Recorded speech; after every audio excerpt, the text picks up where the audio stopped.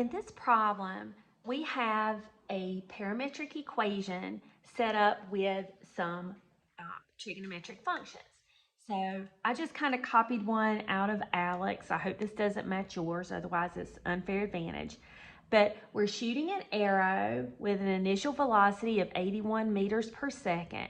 Now, initial velocity is the variable v sub 0, okay? The angle is a 25-degree angle to the horizontal, and that's going to be our variable theta. The height from which the arrow is shot is 5 meters above the ground. So we've got some variables.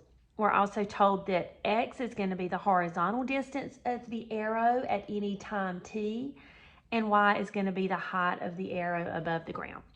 So we're also given these parametric equations.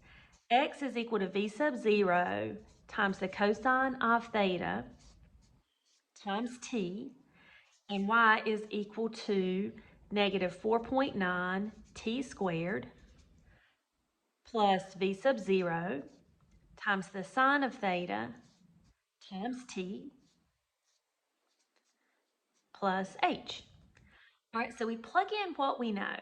We know that the initial velocity is 81.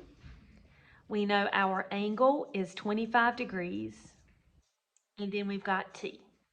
So on my TI-36X Pro, I make sure that I'm in degree mode, and I am.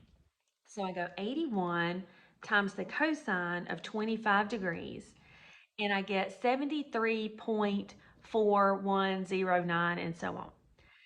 It would be best to write down as many of these decimal places as you feel comfortable, because I did this problem once and got it wrong because I did not carry it out enough decimal places. So I won't make that mistake this time.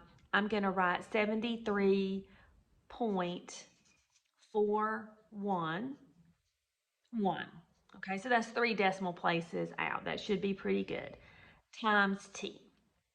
Now, if you want to keep it exact, you could keep it as 81 cosine 25t. That would be fine. That's not as helpful, though, when we're looking at y. We really kind of need a decimal for that. So the y, the height of the arrow above the ground at any time, is negative 4.9 t squared plus the initial velocity times the sine of the angle. So we've got to go 81 times the sine of 25 degrees. So calculator, happy to see you. 81 sine 25, 34.232 and some stuff. I kept 3 decimal places here. I'm going to keep 3 decimal places here as well. 34.232 t. Plus my height, which was 5 meters. All right, so now I've got a pair of parametric equations. So we have a little more room. Okay.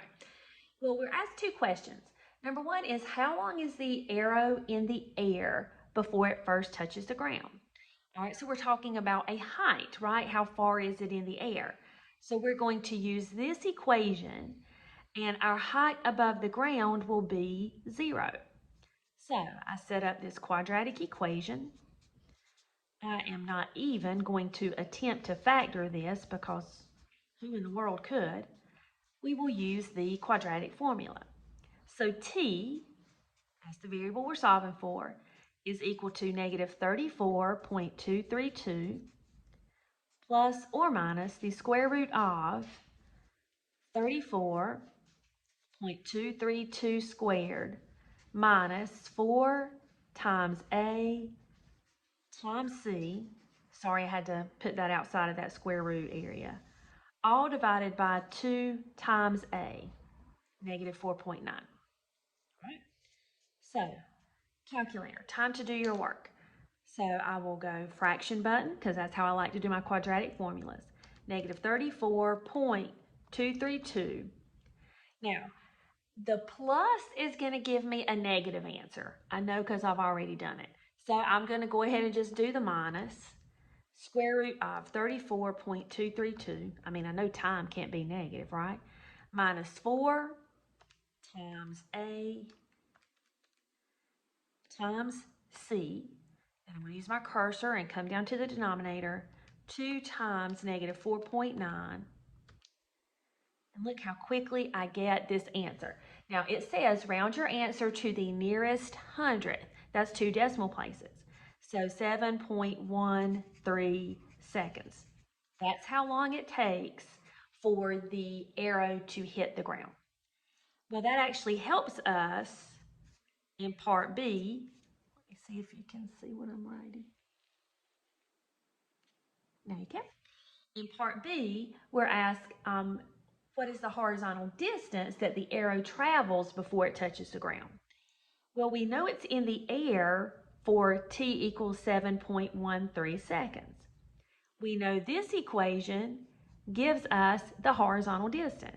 So we say x equals, now we could use 73.411 times 7.13, or if you really want to be exact, which is not a bad thing at all, do 81 times the cosine of 25 times 7.13.